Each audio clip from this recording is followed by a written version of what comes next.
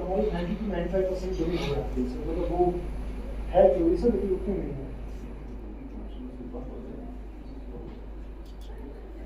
Government of India में इस नए दायित्व के होने के बाद मेरा ये लेह का पहला विजिट है और इस विजिट में दोनों डिपार्टमेंट जो मेरे पास हैं, पावर डिपार्टमेंट और ministry of housing and urban development, इन दोनों डिपार्टमेंट्स का आज रिव्यू किया गया है।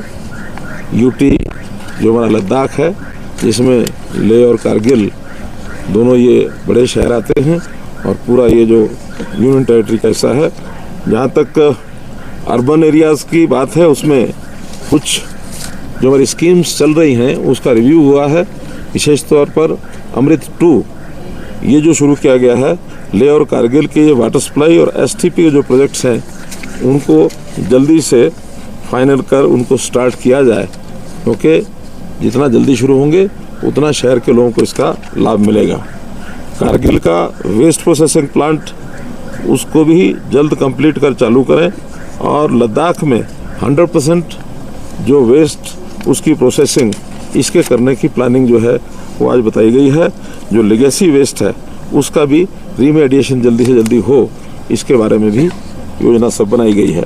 सफाई मित्र जो होते हैं यहाँ, उनकी सुरक्षा के लिए, उनके स्वास्थ्य के लिए इसमें भी रेगुलर उस पर काम किया जाए और उसकी रैंकिंग को हर वर्ष और उसका मूल्यांकन करें, ताकि ऐसे सफाई मित्र जो हमारे कर्मचारी, सफाई कर्मचारी हैं, उनके लिए सुविधाएं और उनके स्वास्थ्य की ये भी चिंता सब की जाए। ऐसे ही प्रधानमंत्री आवास योजना जो इस यूनियन टेरिटरी में खास करके दोनों शहरों में जो भी होमलेस हैं, इनका एक सर्वे भी कराया जाए और उसमें थर्ड पार्टी का भी उपयोग करके, डिपार्टमेंट का कहना तो ये है कि अब कोई भी होमलेस यहाँ नहीं है, लेकिन फिर भी थर्ड पार्टी सर्वे से उसको ऑथेंटिसिटी उसकी होगी कि इस प्रकार का होमलेस कोई नहीं है, सभी के अपने घर ये बने हुए हैं, ताकि उसी हिसाब से आगे का जो टारगेट है यहाँ का प्रधानमंत्री आवास योजना के अंतर्गत वो तय किया जाए।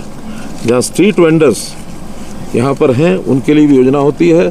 3 चरणों में पहले 10,000 की किस्त होती है, वापस करने पर 20,000 की किस्त होती है और तीसरी किस्त 50,000 रुपये की दी जाती है। यहाँ भी हमारे स्ट्रीट वेंडर्स जितने हैं उनको सबको इसका लाभ पहले दिया जा चुका है। किसी को पहला लोन दिया है, किसी का दूसरा दिया, किसी को तीसरा दिया है। जो टारगेट्स हैं वो सब पूरे किए गए हैं और इसी प्रकार जो पीएम स्वनिधि, यानी ये जो पैसा इनको दिया जाता है, इस पीएम स्वनिधि के अंतर्गत और भी अगर कुछ लोग बचे होंगे स्ट्रीट वेंडर्स, उनको भी इस योजना का लाभ जल्दी दिलाया जाए। ऐसे ही पावर सिनेरियो जो है लद्दाख का, इसमें भी बड़ा काम यहाँ चल रहा है, क्योंकि हमको मालूम है कि एरिया भले ही आबादी में कम है, लेकिन area wise it is vast one. तो यहाँ सोलर पावर की बहुत बड़ी क्षमता है।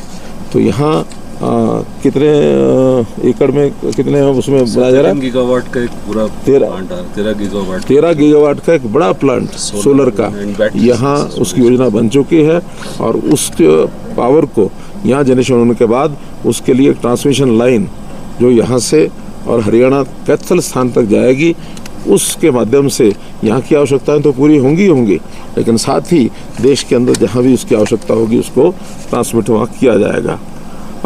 यहाँ पर कैपेसिटी जो है 107 मेगावाट की हमारे जो हाइड्रो प्लांट्स हैं उसकी है, लेकिन सर्दियों में पानी के कमी के कारण से वो कम होकर के लगभग 60 मेगावाट हो जाती है और यहाँ सर्दियों में ही पावर की डिमांड ज़्यादा होती है, तो उस समय पीक डिमांड 80 मेगावाट की हो जाती है।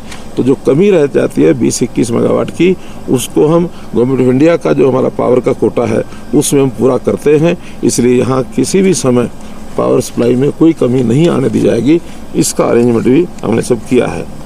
इसी प्रकार यहाँ लद्दाख में पावर डिपार्टमेंट का जो मैन पावर का भी कई बार यहाँ कमी होती है, वो क्राइसिस है उस मैन पावर को पूरा करने के लिए, क्योंकि अभी तक यहाँ का डिपार्टमेंट जम्मू कश्मीर स्टेट के साथ जुड़ करके चलता था।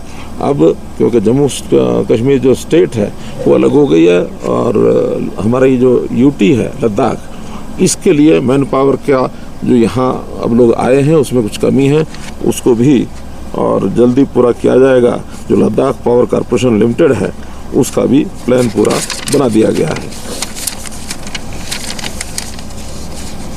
हमारा जो RDSS स्कीम है, रिवैम्प्ड डिस्ट्रीब्यूशन सेक्टर स्कीम, इसके अंदर जो एस्टीमेट तैयार किए गए हैं जो प्रोजेक्ट्स के, उसको 1080 करोड़ रुपए का, और ये जो यहाँ की डिमांड है इस कॉस्ट को अवार्ड करने के लिए भी जो प्रेजेंट किया है यहाँ के लोगों ने, उसको जल्दी मंजूर कर दिया जाएगा। इसी प्रकार जो prime minister Deendayal package PMDP, इस स्कीम में जो प्रोजेक्ट हैं ऑनगोइंग, उनको भी 33/11 kV सब स्टेशन और डिस्ट्रीब्यूशन नेटवर्क, इसका भी दिसंबर तक जो है पूरा काम कर दिया जाएगा। इसमें भी पूरी योजना बना दी गई है। और 2 ट्रांसमिशन लाइंस हैं, 2 सब स्टेशंस हैं 220 kV के, जो अभी चल रहे हैं, और ये नुब्रा वैली और जंस्कार वैली, इन दोनों साइड में ये दोनों सप्लाई की लाइन वहाँ तक जाएगी। ये बड़े काम हैं। वहाँ की भी कई कठिनाइयाँ आ रही हैं, जैसे वहाँ पर ज़मीन की भी कठिनाई है, कुछ लाइंस को उसको वहाँ तक बनाने के लिए, जोड़ने के लिए डिले होता है। उस डिले में कॉस्ट एक्सलेशन भी हो जाता है, तो उसको रिव्यू करके और जितनी भी कॉस्ट एक्सलेशन हुई है इस प्रोसेस को और तेज़ किया जाएगा, और उसमें भी जो यहाँ की डिमांड है उसको पूरा करके दोनों ही साइड में 220 kV की जो लाइनें हैं इसको पूरा किया जाए।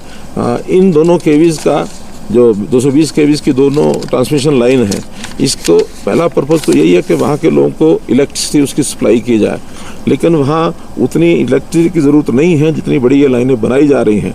इसका अगला उपयोग जो है फ्यूचर में, वहाँ पर सोलर की बड़े यानी पोटेंशियल है। सोलर का प्लांट लगाने के बाद वहाँ से इवैक्यूएशन का काम भी इन्हीं लाइनों के माध्यम से हो पाएगा, तब इन लाइनों की वायबिलिटी भी कॉस्ट के हिसाब से वो ठीक बन जाएगी। ऐसा भी एक विचार ये प्रकट किया गया है।